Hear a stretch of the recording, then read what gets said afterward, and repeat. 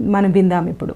This is a criminal, it's a heinous ఇది criminal ఘోరమైన case criminal case. of kidnapping, kidnap, abduction, rape, అపహరణ, and murder. అత్యాచారం మరియు And హత్య. they're trying to మరియు absolve వారు the crimes Mr of Emmanuel Mr. Chakravarti, Emmanuel లీ Chakravarti, Daniel మరియు Lily ఇతరుల Daniel, నేరాలను and others. కప్పిపుచ్చడానికి Please ప్రయత్నిస్తున్నారు.